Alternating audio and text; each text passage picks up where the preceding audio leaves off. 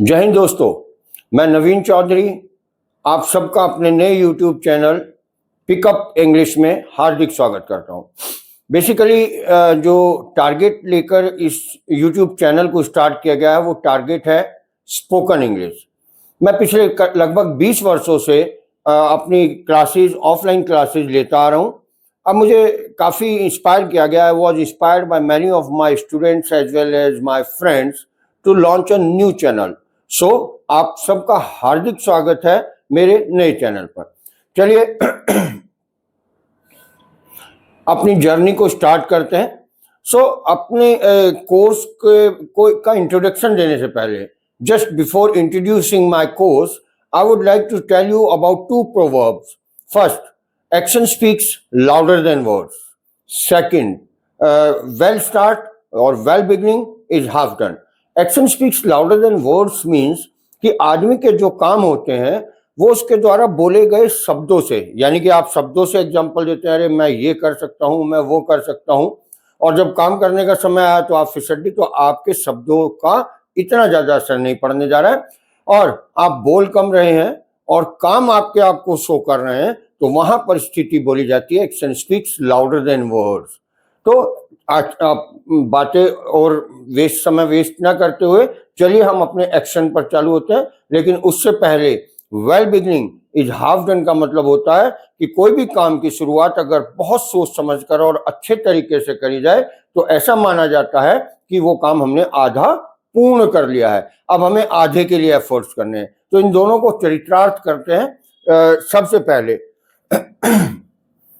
English, क्या आप world की कोई भी भाषा, करीबन यूएन द्वारा सुनिश्चित किए गए 195 country through out the world, पूरे वर्ल्ड में लगभग 195 देश और लगभग 7,000 ऑफिशियल 7,000 ऑफिशियल लैंग्वेज, इनमें से आप कोई भी सीखना चाहते हैं, be it French, be it Urdu, be it Chinese और व्हाटसोएवर, हुसोएवर, विचसोएवर,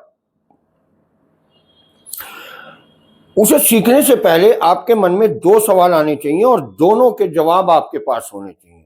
चलिए आप समझिए कि पहला सवाल आपको क्या पूछना चाहिए कि what was the need of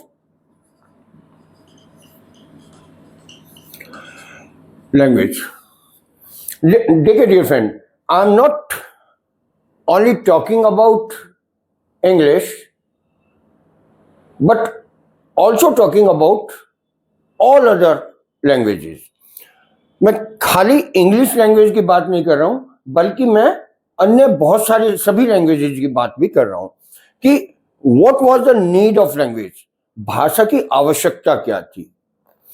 दूसरा, how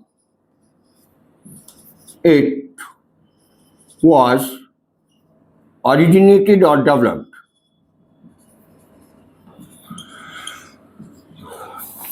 और ये डेवलप कैसे हुई। अब इन दोनों सवालों में एक खास बात यह है कि what was the need of language.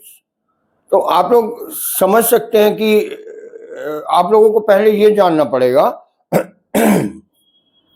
Sorry, आप लोगों को ये समझना पड़ेगा whether the language is God gift or was developed by our ancestors. Ancestors बोलते हैं पूर्वजों को, कि क्या भाषा गॉड गिफ्ट है। कभी आपने ये सवाल अपने आप से पूछा कि भाषा गॉड गिफ्ट है या हमारे पूर्वजों ने इसको बनाया है। देखिए dear friend, you will be surprise और नॉट, लेकिन this is the fact, but this is the fact that language is not God gift. Language is not God gift. ये ईश्वरीय देन नहीं है। देखिए अब मैं इसको साबित कर सकता हूं, I can prove it.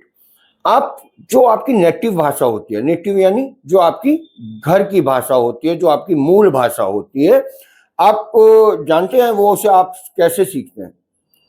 एक ही प्रोसेस होता है उसका। अगर उस प्रोसेस को आप मिस कर दें किसी भी कारण से, तो आप जीवन में उस भाषा को नहीं सीख सकते। और वो प्रोसेस है सुनना। आप जब अपनी नेटिव भाषा को बिल्कुल स्टार्टिंग लेवल से सीखते हैं तो सुनकर सीखते हैं। जैसे आप सपोज करिए थोड़ा सा बड़े हुए, आप जस्ट न्यूली बॉर्न बेबी होने के बाद में हल्के से जैसे बड़े हुए, न्यूली बॉर्न बेबी के समय पर ही आपने सुनना जब शुरू किया तो आपको मम्मा ने कहा अरे ये पापा पापा, फिर थोड़े से और बड़े हुए तो आपको कहा गया इधर आओ इधर आओ, तो आप नजदीक जब नहीं आए तो आपको पकड़ कर ले आया गया, और जब 50-100 बार इधर आओ कहा गया और आपको पकड़ कर लाया गया तो आप समझ गए कि नजदीक आने का मतलब इधर आओ होता है। अब 50 बार या 60 बार में जब भी आप समझे तो 51वीं बार 51st टाइम और 52nd टाइम जब आपसे कहा गया इधर आओ तो आपको पकड़ के लाने की जरूरत नहीं हुई, आप उस चीज को समझ गए कि इधर आओ का मतलब नजदीक आना होता है। उधर जाओ जब आप नहीं गए तो फिर इन दैट कंडीशन आपको धक्का दे दिया गया, आपको पुश कर दिया गया पीछे की तरफ, तो आप समझ गए अरे भाई उधर जाओ का मतलब दूर होना है। अब मैं इसका एग्जांपल दे रहा था कि इस बात से क्या साबित हो रहा है कि ये गॉड गिफ्ट है या नहीं है। देखिए गॉड गिफ्ट वो चीज होती है जैसे our eyes are god gift, आंखें हमारी गॉड गिफ्ट है। अब आंखें खोली तो दिखना शुरू हो गया, हमें किसी ने सिखाया नहीं कि देखना कैसे है, कान सुनना शुरू हो गया तो ये चीजें गॉड गिफ्ट हैं। लेकिन भाषा को बोलने के जो मीडियम है जैसे कि वोकल कॉर्ड्स, आवर टंग, हमारी जुबान, हमारे वोकल कॉर्ड्स, ये मीडियम जो है, जो उस पार्ट ऑफ द बॉडी है, this is the God gift, ये गॉड गिफ्ट है। But language is not a god gift, language God gift नहीं है। अब क्या ये इस बात से कैसे साबित हो रहा है? अगर कोई व्यक्ति बचपन से डीफ है बाय बर्थ, यानी पैदा होते ही अगर वो बहरा है तो कभी बोल नहीं पाएगा, even in spite of having healthy tongue और हेल्दी वोकल कॉर्ड्स, अपने बिल्कुल हेल्दी वोकल कॉर्ड्स और हेल्दी टंग जुबान होने के बावजूद वो बोल इसलिए नहीं पाएगा क्योंकि वो सुन ही नहीं पा रहा है इधर आओ इधर आओ, उधर जाओ उधर जाओ। How can he speak?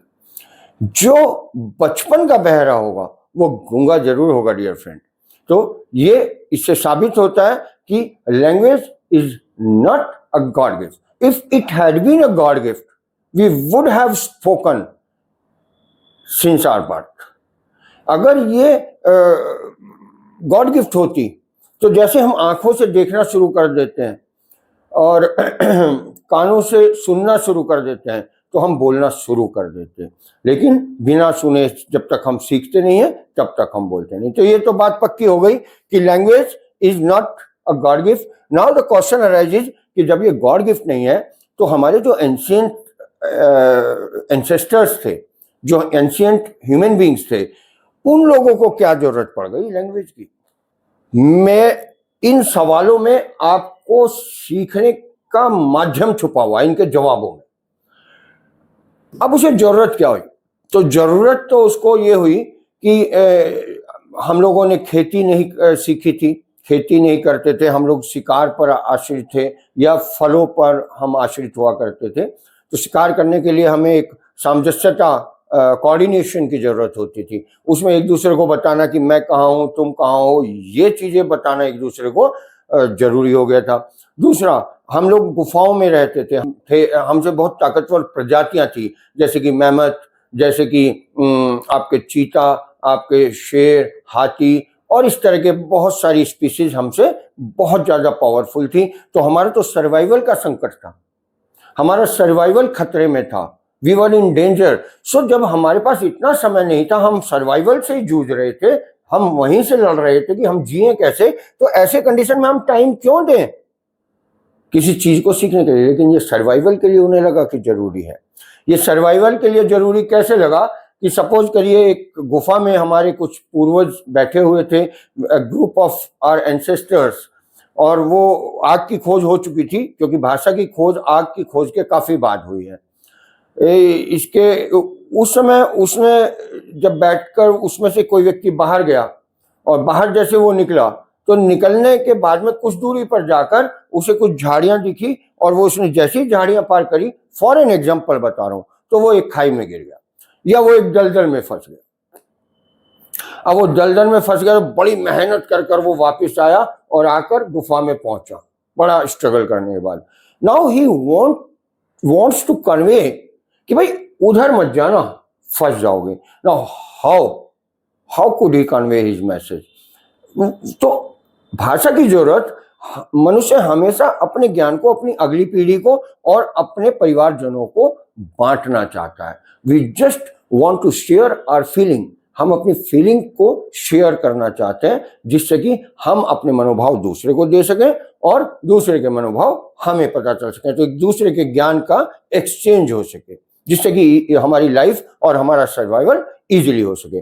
सो ये तो पक्का हो गया कि language was not a god gift और language was developed by our ancestors, ये गॉड गिफ्ट नहीं है। Now the question arises how it was developed, ये कैसे डेवलप हुई? मैं समझ गया उनको जरूरत, क्योंकि हमने शुरू से अब तक कोई ऐसा काम नहीं करा है जिसकी हमें जरूरत महसूस ना हो।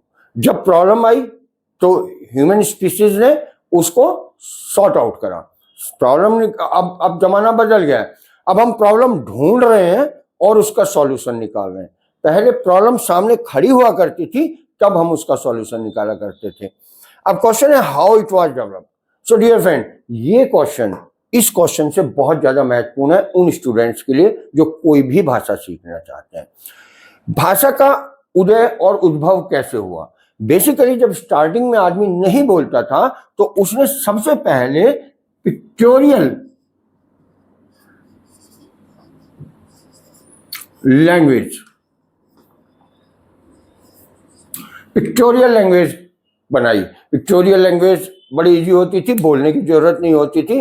उन्होंने क्या करा, आज भी उसके बहुत सारे सबूत हमारी गुफाओं और कंदराओं में मिलते हैं। जैसे उसने ये चित्रात्मक भाषा से अपनी शुरुआती लैंग्वेज शुरू करी, लेकिन यहाँ अगर उसको प्रॉब्लम क्रिएट हुई कि भाई मुझे सारे मनों के भाव एंटायर एक्सप्रेशन देने के लिए मुझे ये चीज से काम नहीं चलेगा, मुझे कुछ कॉम्प्लिकेटेड चीज बनानी पड़ेगी, कुछ और ज्यादा ऐसा बनाना पड़ेगा जो कि सिस्टमेटिक हो।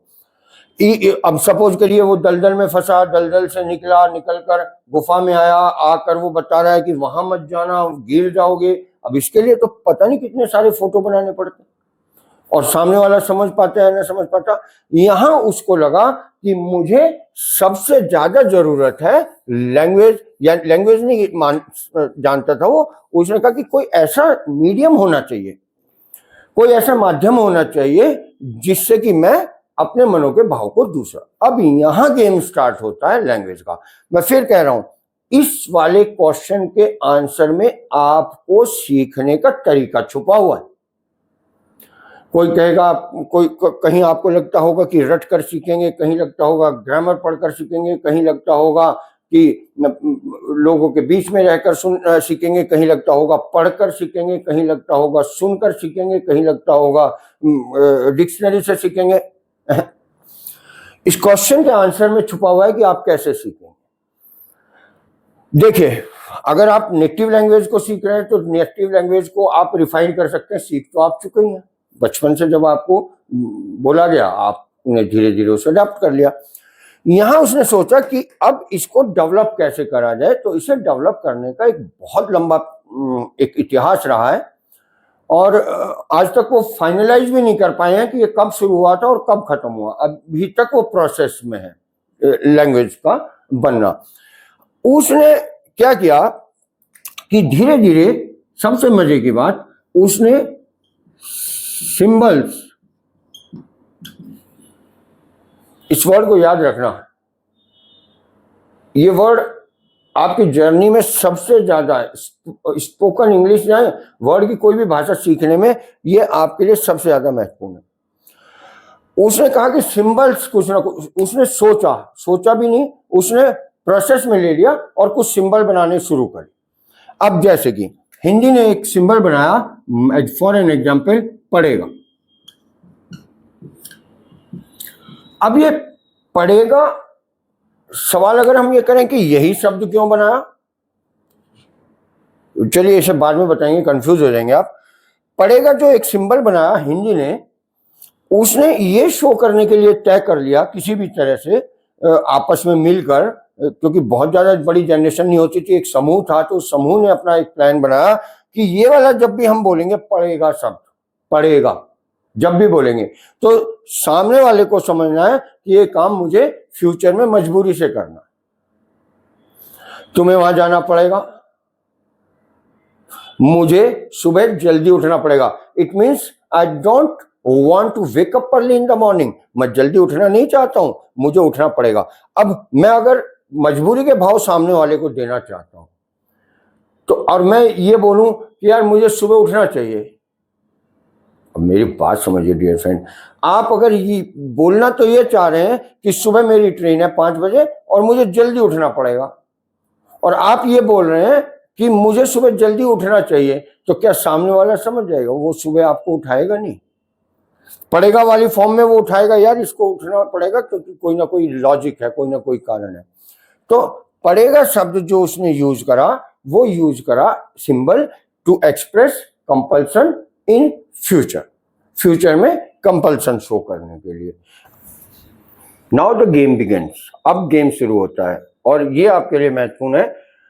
तो बात ये हुई कि language is nothing but the group of symbol, अलग अलग भावनाओं के लिए अलग अलग सिंबल्स दिए गए, और उसका यूनिवर्सलाइजेशन हो गया, उसको सबने अडॉप्ट कर लिया कि ठीक है भाई, अगर पढ़ेगा शब्द बोलोगे तो हम सबको ये समझना है कि ये काम मजबूरी से फ्यूचर में करना है, ठीक है।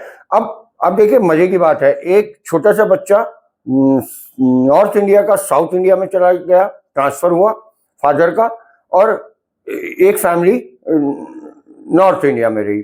अब वो वहां हिंदी सीख रहा है, ये यहाँ हिंदी सीख रहा है, तो जब वो 50 साल भी बाद मिलेंगे, एक दूसरे से नहीं मिले, तो वो लैंग्वेज तो समझ जाएंगे ना, क्योंकि यूनिवर्सलाइजेशन हुआ है। उसने भी पढ़ेगा को ही अडॉप्ट करा है फ्यूचर में वो कंपल्सन शो करने के लिए, और इसने भी उसे स्वीकार करा, इसीलिए तो वो समझ रहे हैं। अगर यहाँ वो पढ़ेगा की जगह सोचता मैं तो इसमें शब्द यूज करता हूँ हड़ेगा, या कोई भी XYZ हड़ेगा ही मान लेते हैं, चलिए, अब वो उसे बोलेगा साउथ इंडियन वाले को, नॉर्थ इंडियन वाला, कि भाई तुम्हें वहां खड़ा हड़ेगा, तुम वहां खड़ा हड़े, वो समझेगा नहीं, क्योंकि यूनिवर्सलाइजेशन तो पढ़ेगा का हुआ है ना। तो आपको वही सिंबल, जो सिंबल्स हमारे एंसेस्टर्स ने लैंग्वेज के लिए एक्सप्रेशन देने के लिए सिंबल बनाए, और कुछ भी नहीं है, एक सिंबल ही तो है, प्रतीक है। अब ये पढ़ेगा यूज करा, अगर वास्तव में इसकी जगह हमारे वो पूर्वज जिन्होंने ये बनाया, चाहे स्लो प्रोसेस में वो खड़ेगा लगाते, तो आज हम खड़ेगा से शो कर रहे होते एक्सप्रेशन को, इसका कोई लॉजिक नहीं है। अब देखिए एक एक्सप्रेशन है हिंदी में एडवाइस देने का, बड़ा ब्रदर छोटे भाई को एडवाइस दे रहा है कि तुम्हें समय पर उठना चाहिए, तो छोटा ब्रदर समझ पा रहा है कि ये सलाह दे रहा है इन प्रेजेंट।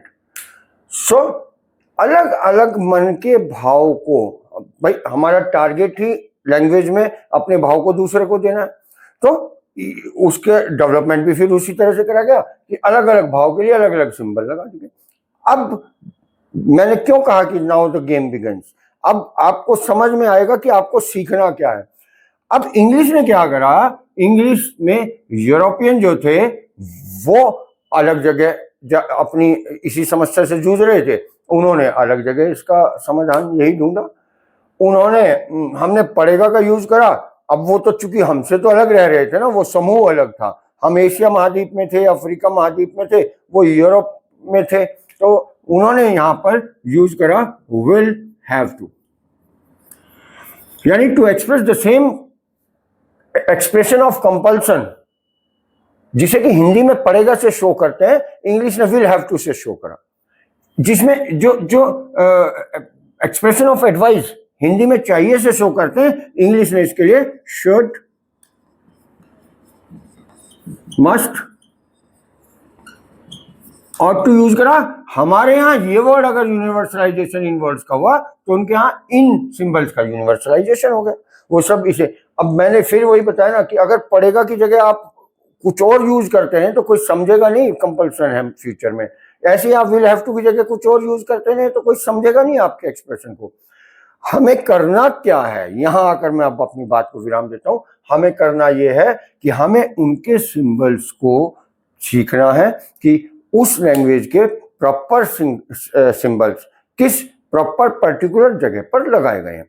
सो यहां मैं आपको बताता हूं 27 सिंबल्स में इंग्लिश, 27 सिंबल्स में ऑलमोस्ट एंटायर एक्सप्रेशंस मैं आपको दूंगा। यानी 27 सिंबल्स आपको मैं केवल सिखाऊंगा नहीं, आपके यूज में लाऊंगा। वो प्रोसेस क्या है, वो टेक्निक मेरे पर छोड़िए। आपको मैं 27 सिंबल्स दूंगा, डेली एक दूंगा, और इन 27 सिंबल्स से आप अपने मनों के सारे भाव जो कि नीड है लैंग्वेज की वो दे पाएंगे। सो एक प्रोसेस ये हुआ। दूसरा, इंग्लिश हर लैंग्वेज के लिए अलग है, यहाँ पर हम स्पेसिफिक अब इंग्लिश पे आ रहे हैं। तो इसमें एक दूसरी चीज आपके पास होनी चाहिए। बहुत बड़े ज्ञाता के पास 5000 शब्दों का वोकैबुलरी होती है, 1200 वर्ड का वोकैबुलरी, 1200 वर्ड्स का वोकैब आपके पास जरूर होना चाहिए। यानी अगर आपके पास सिंबल्स भावनाएं देने को तो है पर शब्द है नहीं, तो फिर इसका मतलब ये हुआ आपके पास बंदूक है, गोली है ही नहीं, तो फिर काम नहीं चलेगा। 1200 वर्ड्स की वोकैब आपके पास होनी बहुत बहुत जरूरी है। मैं टारगेट सेट कर रहा हूं, जिसका टारगेट होता है वो अचीव कर लेता है। जो बिना टारगेट के घूमे फिर रहा है उसको पता नहीं कहां पहुंचना है और वो क्या कर रहा है। उसे अच्छा भी हो सकता है और नहीं भी हो सकता है। 1200 वर्ड्स की वोकैबुलरी, इसके सीखने का एक ज्यादा समय नहीं लूंगा मैं, छोटी क्लास रखेंगे अपनी, इंट्रो क्लास है। इसको सीखने का एक बिल्कुल नायाब तरीका है, आप इसे रट कर कभी भी नहीं सीख पाएंगे। आप देखिए, एक वर्ड जैसे कि मैं बोलूं, मैं आपका बनाना चाहता हूं एक वर्ड को, एक वर्ड है लाफिंग स्टॉक।